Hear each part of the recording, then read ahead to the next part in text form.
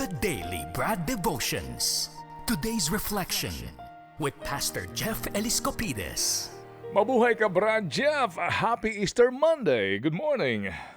Uy, welcome back my friend. Kamusta ang bakasyon? Good morning, Ted. Morning, Jack. Okay naman. Sabi ko nga kanina, hilo-hilo pa ako at ako'y merong jet lag. Oo. Pero pareho lang naman ang time zone nga sa Tacloban. Kaya ako nagtataka ka, Pastor, kung ba't may jet lag ito. Alam mo, ako'y sumakay ng barko, 16 na oras. Yun na nga ang matindi doon. Anyway, happy to be back. Traffic. Brad Traffic Jeff. din sa dagat, traffic. Happy to be back, Brad Jeff. Salamat na marami. Kamusta ka naman, Brad?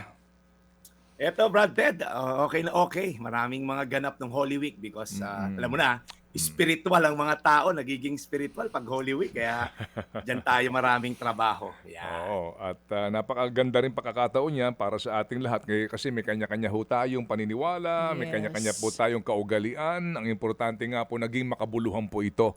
At tayo po yung nagkaroon din po na pagkakataon na magnilay-nilay. Yon, mag-isip-isip. Yan ang importante. Mag-isip ka naman, no? Sige. Okay, Brad, sige. Anong ating magandang balita this morning? Well, bago yan, Brad Ted, batiin ko lang, may nanonood sa atin mula California, si Mitzi at Jojo Mercado. Thank you so much for always tuning in. Alam mo, Brad Ted, kukumustahin ko rin mga bakasyon ng mga kababayan natin. Paano ba natin sinelebrate yung ating tinatawag na Resurrection Sunday? Ano po ba implikasyon na to sa yung pagkabuhay ni Jesus sa ating ngayon na modern day na mga tagapanalig niya, no? Meron bang benepisyo pa rin to sa atin ngayon na umangon na siya 2,000 years ago? Ito po yung benefit, isa sa mga benefits niyan. Kung naramdaman mo minsan yung parang powerless ka ba? Yung kahit anong dasal mo parang walang nangyayari, yung parang pilit mong nilalabanan yung mga problema, pero pakiramdam mo lagi kang talunan. Yung let's be honest, may mga season po sa buhay natin yung parang upos na upos ka na, pagod ka na sa laban.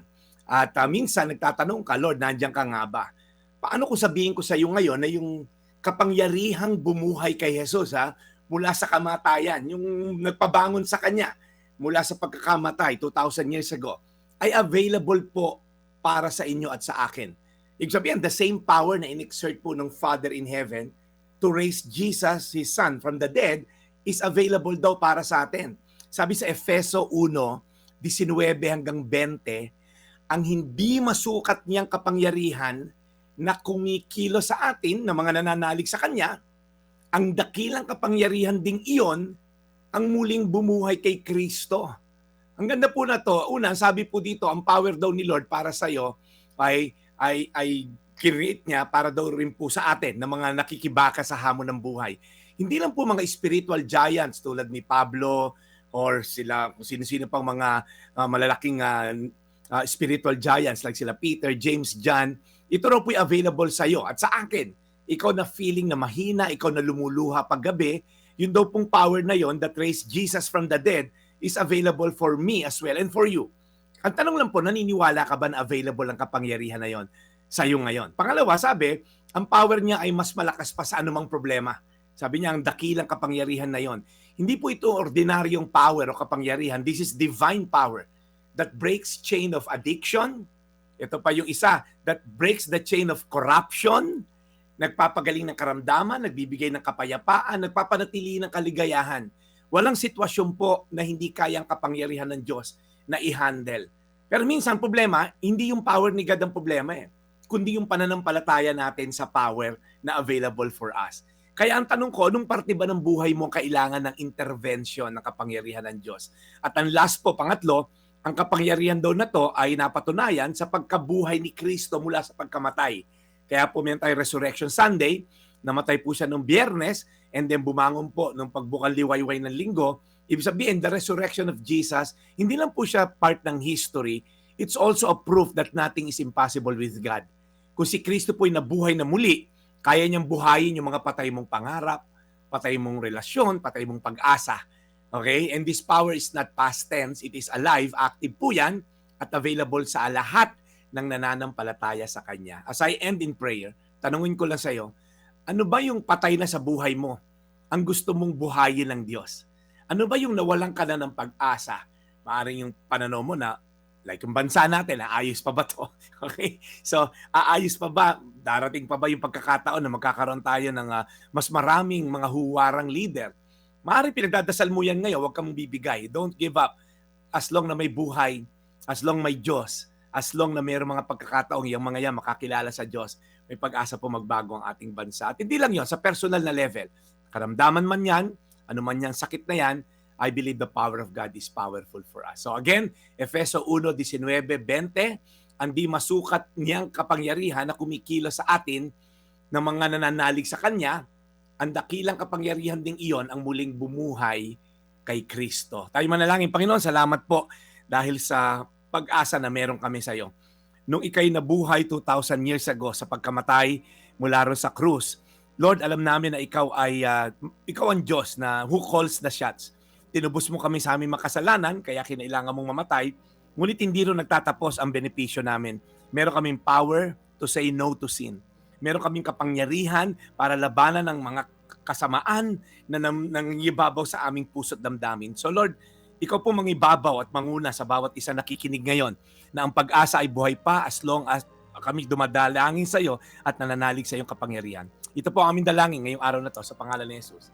Amen. Amen. And Lord, we pray once again para po sa inyong pag-aalaga lagi kay Brad Jeff. Always keep him safe and protected. At muli, Lord, salamat po sa araw na ito sa pagbabalik po ng aming The Daily Brad sa ating pong programa para po sa pagpapalaganap ng balita po na nanggagaling sa inyo.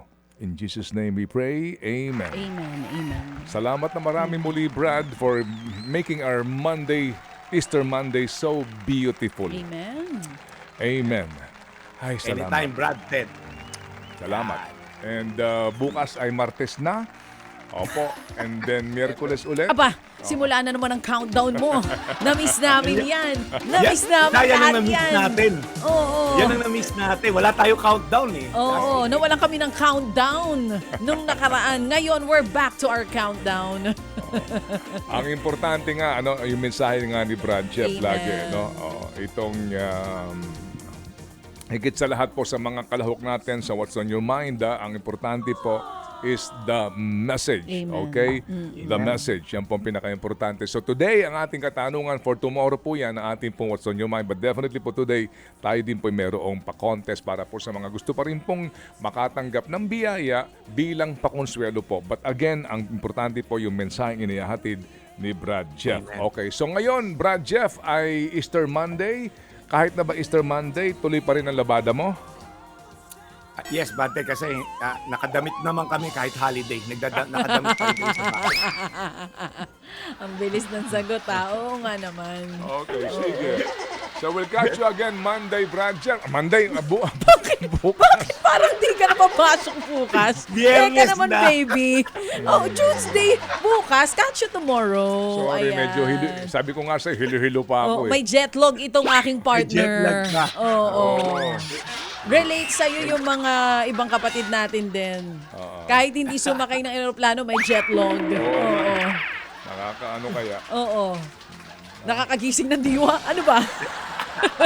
Oy, pero Pastor, maraming salamat. Catch you tomorrow. Dito pa rin sa The Daily Maraming salamat, Brad. Ted. At ito po yung Daily Brad, your daily dose of inspiration. Yeah. Serving the people, Brad Jeff Elisco Pides. Amen.